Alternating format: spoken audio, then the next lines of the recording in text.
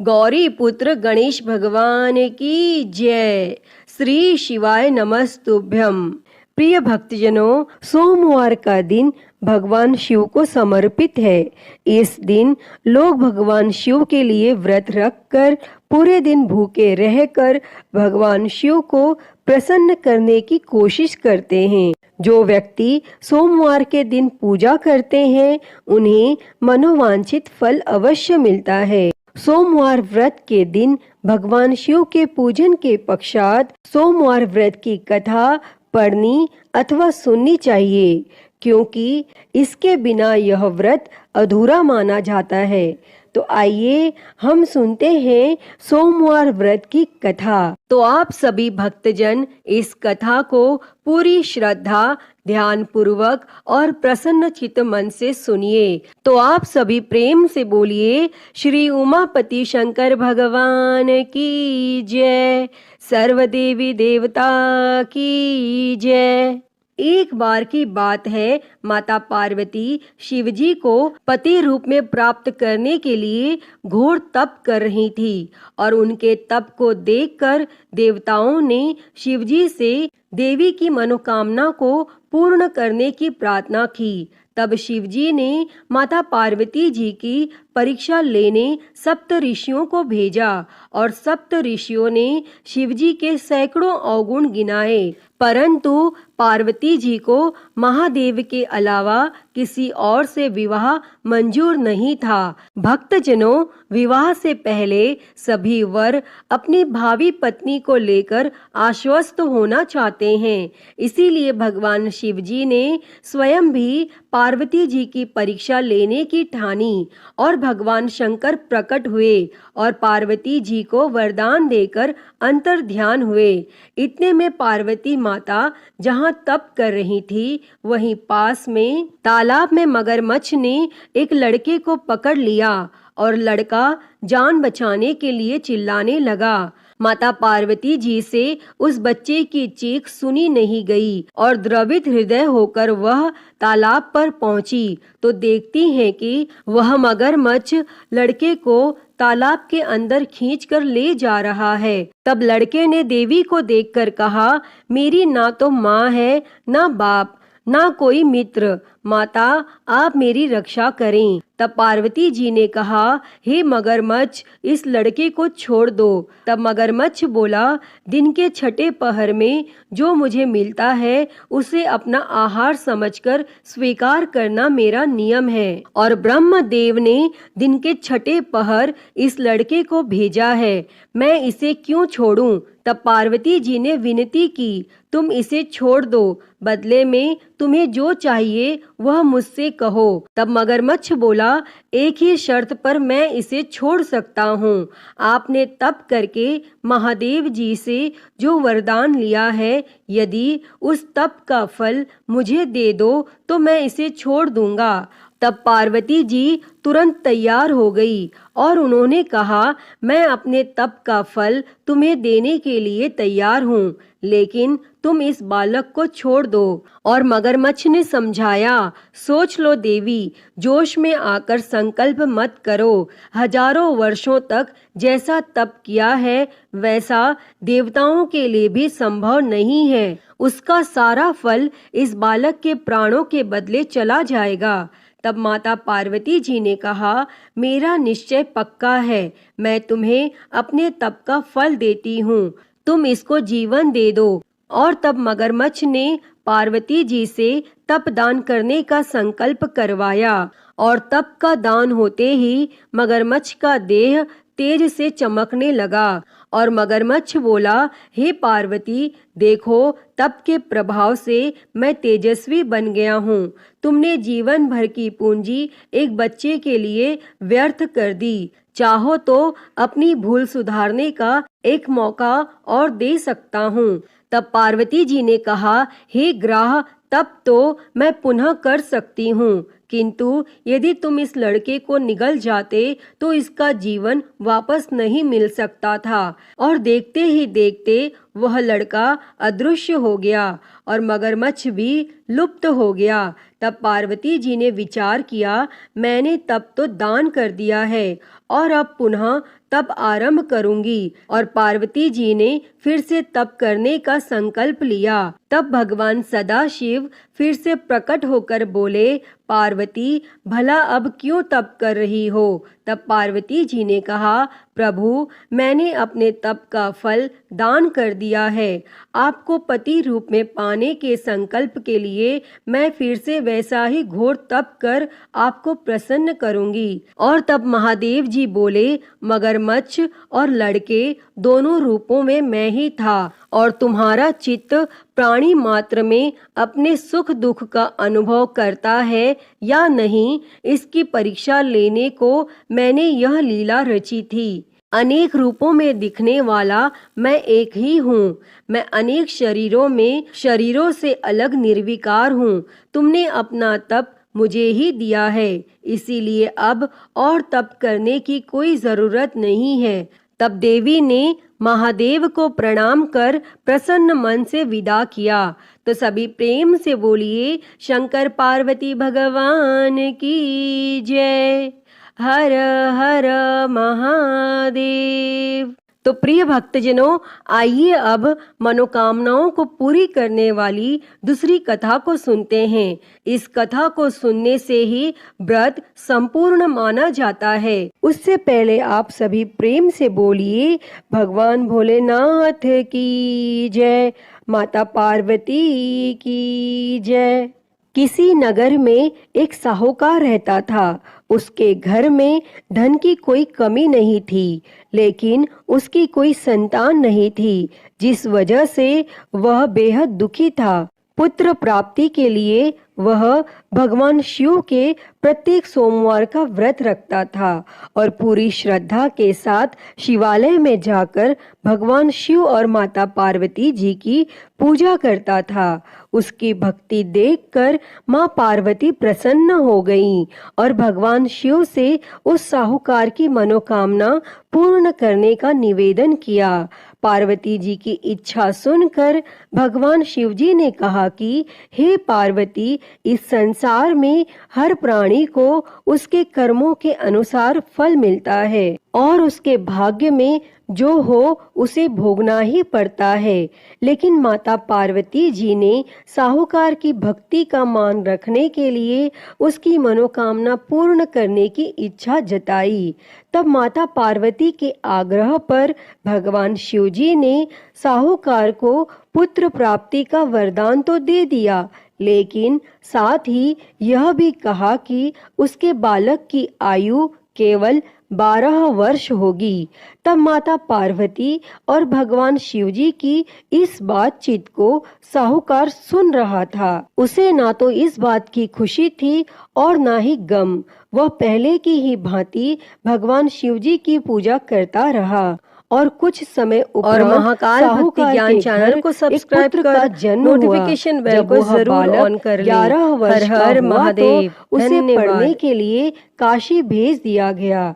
साहूकार ने पुत्र के मामा को बुलाकर उसे बहुत सारा धन दिया और कहा कि तुम इस बालक को काशी विद्या प्राप्ति के लिए ले जाओ और मार्ग में यज्ञ करवाते जाना। जहाँ भी यज्ञ कराओ वहीं पर ब्राह्मणों को भोजन कराते और दक्षिणा देते हुए जाना। और दोनों मामा भांजे इसी तरह यज्ञ कराते और ब्राह्मणों को दान दक्षिणा देते काशी की ओर चल पड़े। रास्ते में एक नगर पड़ा, जहाँ नगर के राजा की कन्या का विवाह था, लेकिन जिस राजकुमार से उसका विवाह होने वाला था वह एक आंख से काना था। तब राजकुमार के पिता ने अपने पुत्र के काना होने की बात को छुपाने के लिए एक चाल सोची। साहूकार के पुत्र को देखकर उसके मन में एक विचार आया। तब उसने सोचा,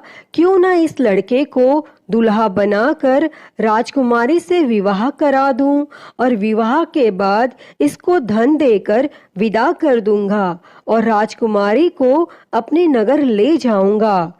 और फिर उस लड़के को दूल्हे का वस्त्र पहनाकर राजकुमारी से विवाह करा दिया गया। लेकिन साहूकार का पुत्र एक ईमानदार लड़का था। उसे यह बात न्याय संगत नहीं लगी और उसने अवसर पाकर राजकुमारी की चुन्नी के पल्ले पर लिखा कि तुम्हारा विवाह मेरे साथ हुआ है, लेकिन जिस राजकुमार के संग तुम्हें भेजा जाएगा वह एक आंख से काना है। मैं तो काशी पढ़ने जा रहा हूँ। तब राजकुमारी ने चुन्नी पर लिखी बातें पढ़ी तो उसने अपने माता पिता को यह बात बताई। तब राजा ने अपनी पुत्री को विदा नहीं किया और फिर वह बारात वापस चली गई। दूसरी ओर साहूकार का लड़का और उसका मामा काशी पहुँचे और वहां जाकर उन्होंने यज्ञ किया और जिस दिन लड़के की आयु 12 साल की हुई उसी दिन यज्ञ रखा गया। लड़के ने अपने मामा से कहा कि मेरी तबीयत कुछ ठीक नहीं है। तब मामा ने कहा कि तुम अंदर जाकर सो जाओ और भगवान शिवजी के वरदानानुसार कुछ ही क्षणों में उस बालक के प्राण निकल गए और मृत भांजे को देखकर उसके मामा ने विलाप शुरू किया। संयोगवश उसी समय भगवान शिवजी और माता पार्वती उधर से जा रहे थे। तब माता पार्वती ने भगवान शिवजी से कहा, प्राणनाथ, मुझे इसके रोने के स्वर सहन नहीं हो रहे। आप इस व्यक्ति के कष्ट को अवश्य दूर करें। और जब भगवान शिवजी मृत बालक के समीप गए तो वह बोले कि यह तो उसी साहूकार का पुत्र है जिसे मैंने 12 वर्ष की आयु का वरदान दिया था। अब उसकी आयु पूरी हो चुकी है। लेकिन मातृभाव से विभोर माता पार्वती ने कहा कि हे महादेव, आप इस बालक को और आयु देने की कृपा करें, अन्यथा इसके वियोग में इसके माता पिता भी तड़प तड़प कर मर जाएंगे। और फिर माता पार्वती के आग्रह पर भगवान शिवजी ने उस लड़के को जीवित होने का वरदान दिया और शिवजी की कृपा से वह लड़का जीवित हो गया। और फिर शिक्षा समाप्त करके वह लड़का अपने मामा के साथ अपने नगर की ओर चल दिए और दोनों चलते हुए उसी नगर में पहुँचे जहाँ उसका विवाह हुआ था और उस नगर में भी उन्होंने यज्ञ का आयोजन किया। तब उस लड़के के ससुर ने उसे पहचान लिया और महल में ले जाकर उसकी आव भगत की और अपनी पुत्री को उसके साथ विदा किया। और इधर भूखे प्यासे रहकर साहूकार और उसकी पत्नी बेटे की प्रतीक्षा कर रहे थे। उन्होंने प्रण कर रखा था कि यदि उन्हें अपने बेटे की मृत्यु का समाचार मिला तो वह भी प्राण त्याग देंगे।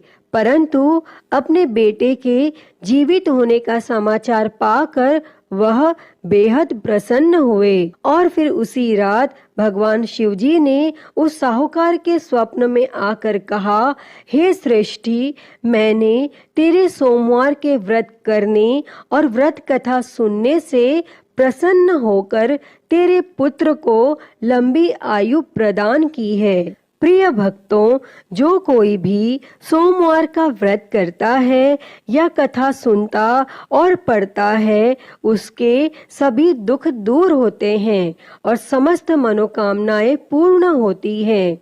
अतः हे भगवान भोलेनाथ जी, जैसी कृपा आपने उस साहूकार के बेटे पर करी वैसी ही कृपा इस कथा को कहते, सुनते और हुंकारा भरते सब पर करना। तो बोलिए भगवान भोलेनाथ की जय, माता पार्वती की जय। श्री शिवाय नमस्तुभ्यम। प्रिय भक्तजनों, आइए सुनते हैं श्री उमापति महादेव जी की आरती। तो सभी प्रेम से बोलिए हर हर महादेव। जय शिव ओमकारा, हो भोले भज शिव ओमकारा। ब्रह्मा विष्णु सदा शिव, भोले भोलेनाथ महाशिव। अर्धांगी धारा, ओम हर हर हर महादेव। एकानन चतुरानन पंचानन राजे हो भोले पंचानन राजे। हंसासन गरुड़ासन हंसासन गरुड़ासन वृषवाहन साजे। ओम हर हर हर महादेव। दो भुज चार चतुर भुज दस भुज अति सोहे ओ भोले दस भुज अति सोहे। तीनों रूप निरखता भोले जी का रूप निरखता त्रिभुवन जन मोहे। ओम हर हर हर महादेव। अक्षमाला बनमाला मुंडमाला धारी भोले मुंडमाला धारी। चंदन मृग मद सोहे चंदन मृग मद सोहे भोले शुभकारी। ओम हर हर हर महादेव। श्वेतांबर पीतांबर बाघांबर अंगे ओ भोले बाघांबर अंगे। सनकादिक ब्रह्मादिक सनकादिक ब्रह्मादिक भूतादिक संगे। ओम हर हर हर महादेव। कर के मध्य कमंडल चक्र त्रिशूल धरता हो भोले चक्र त्रिशूल धरता। जग करता जग भरता जग करता जग भरता जग संहार करता। ओम हर हर हर महादेव। ब्रह्मा विष्णु सदा शिव आजीवन एका हो भोले जानत अविवेका। प्रणव अक्षर के मध्य ओम अक्षर के मध्य ये तीनों एका। ओम हर हर हर महादेव। काशी में विश्वनाथ विराजे नंदी ब्रह्मचारी हो भोले नंदी ब्रह्मचारी। नित उठ दर्शन पावत रुचि रुचि भोग लगावत महिमा अति भारी। ओम हर हर हर महादेव। त्रिगुण स्वामी जी की आरती जो कोई नर गावे हो भोले जो कोई नर गावे। कहत शिवानंद स्वामी जपत हलाहल स्वामी सुख संपत्ति पावे। ओम हर हर हर महादेव। जय शिव ओमकारा हो भोले भज शिव ओमकारा। ब्रह्मा विष्णु सदा शिव भोले भोलेनाथ महाशिव अर्धांगी धारा। ओम हर हर हर महादेव। ओम हर हर हर महादेव। अच्युतं केशवं राम नारायणं कृष्ण दामोदरं वासुदेवं हरे। श्रीधरं माधवं गोपिकावल्लभं जानकी नायकं श्रीरामचन्द्रं भजे। हरे राम राम राम हरे हरे। हरे कृष्णा कृष्णा कृष्णा हरे हरे। हरे राम राम राम हरे हरे। हरे कृष्णा कृष्णा कृष्णा हरे हरे। बोलिए भगवान श्री रामचंद्र जी की जय। वृंदावन बिहारी लाल की जय। काशी विश्वनाथ महादेव की जय। श्री गणेश जी महाराज की जय। माँ भगवती की जय। धर्म की जय हो अधर्म का नाश हो प्राणियों में सद्भावना हो, विश्व का कल्याण हो, गौ हत्या बंद हो, गौ माता की सेवा हो, विश्व में शांति हो। ओम शांति शांति शांति ही। ओम नमः शिवाय। नमो नीलकंठाय। ओम नमः पार्वती पते। हर हर महादेव। हर हर महादेव। हर हर महादेव हर। प्रिय भक्तजनों, मैं उम्मीद करती हूँ कि आपको यह कथा पसंद आई होगी और अगर वीडियो अच्छी लगी हो तो इसे लाइक करें, ज़्यादा से ज़्यादा शेयर करें और कमेंट में हर हर महादेव लिखना ना भूलें। और महाकाल भक्ति ज्ञान चैनल को सब्सक्राइब कर नोटिफिकेशन बेल को ज़रूर ऑन कर लें। हर हर महादेव। धन्यवाद।